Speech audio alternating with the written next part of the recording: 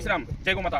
काल 28 मे रोजी रात्री श्री विरूपाक्षण समाधी मठाचे परमपूज्य प्राणलिंग स्वामीजी यांना महाराष्ट्रामधून एक गोपनीय माहिती मिळाली गोभक्ताकडून की 2 टन पेट वडगावहून कर्नाटकमध्ये 2 टन गोमाची वाहतूक होत आहे. त्या गाडीचा नंबर MH42M6224 हा असून ही गाडी कर्नाटकमध्ये गो शिजून जात आहे अशी गोपनीय माहिती स्वामीजींनी मिळाली. स्वामीजींनी गोरक्षण सेवा समिती कागल येथील कार्यकर्त्यांना या घटनेची माहिती दिली आणि ह्या कार्यकर्त्यांनी सापळा रचून NH4 जो पुणे बेंगलोर हायवे रोड आहे या हायवेवर जे कागलमध्ये अशोक हॉटेल आहे या अशोक हॉटेलच्या शेजारी सापळा रचून ह्या गाडीला जप्त केला आणि कागल पोलिसांच्या मदतीने ही गाडी पोलीस स्टेशनला आणून ह्या गाडीवर गुन्हा दाखल केलेला आहे.